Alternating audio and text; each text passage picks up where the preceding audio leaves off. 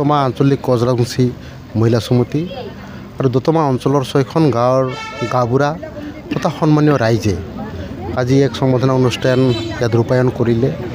আৰু চাওক, যেহেতু এটা বহুদিনীয়া সময় বিৰতিৰ পিছত এজন কোচ ৰাজবংশী মানুহৰ প্ৰতিনিধি পাই আমাৰ ৰাইজে বহুত উৎফুল্লিত হৈ আছে, বহুত আনন্দ পাইছে। আৰু আজি চবেই মিলি আমাৰ BTC প্ৰধান হাগ্ৰামা মহিলাৰী ছাৰক বহুত আন্তৰিক কৃতজ্ঞতা তথা ধন্যবাদ জ্ঞাপন কৰিলে।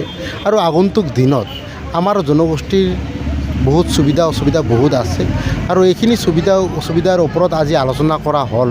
আৰু আগন্তুক দিনত এইখিনি সমস্যা কেনেকৈ সমাধান কৰা যায় ইয়াৰ বাট মোকলাৰ কাৰণে আমি আগবাঢ়ি যাম।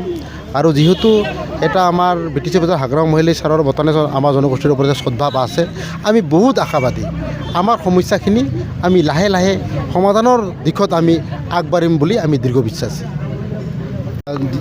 যেহেতু আমাৰ দতমা আঞ্চলিক যিখিনি আঞ্চলিকৰ মানুহ আছে, ৰাইজ আছে, ইয়াত মিটিং কৰাৰ বহুত অসুবিধা হয়।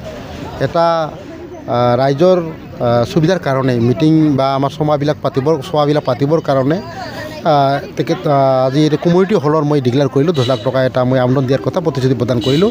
আৰু কম দিনৰ ভিতৰত মই 10 লাখ টকাটো মোৰ পুঁজিৰ পৰা মই আমদান দিম।